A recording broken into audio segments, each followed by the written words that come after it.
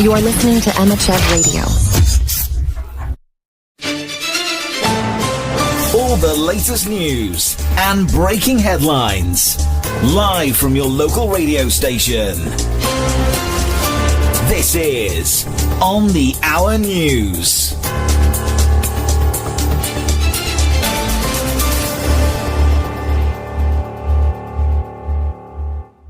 So some pretty big news coming out about Prince Harry today. Apparently he's resigned from an African charity he founded nearly 2 decades ago. 17 years, to be exact. Citing infighting and saying he's shocked and truly heartbroken. Yeah, sounds like a messy situation. He and the co-founder Prince Seeiso of Lesotho both stepped down as patrons. Seems like there's a dispute with the chair of the organization. It's a shame. He seemed really passionate about that charity. Moving on, though, there's a new survey out about the UK's involvement in slavery. Turns out most Britons don't really know the extent of it. That's not surprising, is it? I mean, it's not exactly something that's widely taught. The survey found most people are unaware of how many people were enslaved, how long it went on, or how long taxpayers were paying to compensate slave owners after abolition. It's a really interesting, if sobering, read. And the poll was released to coincide with the UN's International Day of Remembrance of the Victims of Slavery and the Transatlantic Slave Trade. Make you think? Speaking of things to think about, Thomas Tuchel has his work cut out for him with the England football team. Not a lot of time to prep for the World Cup. Yeah, he's got to figure out how to get the best out of players like Jude Bellingham and bring that Premier League energy to the international stage. It's not going to be easy. Definitely a challenge. Switching gears to the tech world, Tesla's having a rough time in Europe. Sales are down almost 45%. Some are linking it to Elon Musk's, shall we say, close relationship with the Trump administration. Yeah, that's definitely a controversial connection. And it looks like it might be hurting his brand. Especially with Chinese rival BYD overtaking Tesla in global revenue. They've topped $100 billion. Ouch.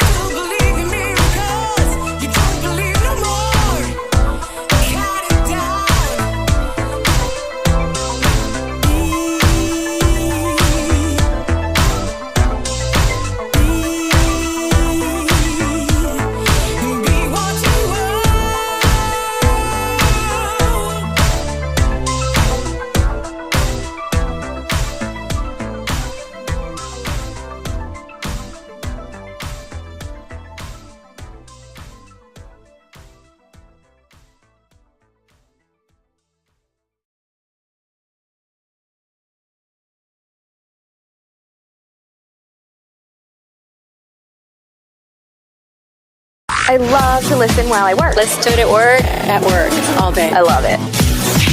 It's my kind of music. I get the best mix of my favorite music. All on one radio station. You guys play the variety I want to hear. I love the variety. You're the best. You guys are great. I get the best mix of my favorite music. We love it. It's a great station. It is the best station. They have a variety of music. It's a wide variety. Are manual HR processes slowing you down? Do you spend more time on paperwork than on your people? In today's fast-paced world, outdated systems can hold your business back. Introducing Rockeye HRMS, the intelligent solution designed to streamline your HR operations and empower your workforce. From seamless onboarding to insightful performance management, Rockeye HRMS puts everything you need at your fingertips. Experience the power of automation. Rockeye HRMS simplifies recruitment, ensuring you find the best talent faster. Streamline onboarding with digital workflows and eliminate payroll errors with automated processing. Empower your employees with self-service access and gain valuable insights with its comprehensive analytics and reporting tools. Imagine a workplace where HR is efficient, employees are engaged, and managers have the data they need to drive success. Rockeye HRMS reduces administrative burden, improves accuracy, and boosts employee satisfaction. Unlock your workforce potential and focus on what matters most, growing your business. Ready to transform your HR? Rockeye HRMS, your partner in building a better workplace. For more information, send an email to rockeye@emmachev.com. Folk Tales of Bengal by Reverend Lal Bahari Day. The Origin of Rubies. There was a certain king who died leaving 4 sons behind him with his queen. The queen was passionately fond of the youngest of the princes. She gave him the best robes, the best horses, the best food, and the best furniture. The other 3 princes became exceedingly jealous of their youngest brother, and, conspiring against him and their mother, made them live in a separate house and took possession of the estate. Owing to overindulgence, the youngest prince had become very willful. He never listened to anyone, not even to his mother, but had his own way in everything. One day he went with his mother to bathe in the river. A large boat was riding there at anchor. None of the boatmen were in it. The prince went into the boat and told his mother to come into it. His mother besought him to get down from the boat, as it did not belong to him. But the prince said, "No, mother, I am not coming down. I mean to go on a voyage, and if you wish to come with me, then delay not, but come up at once, or I shall be off in a trice." The queen besought the prince to do no such thing, but to come down instantly. But the prince gave no heed to what she said, and began to take up the anchor.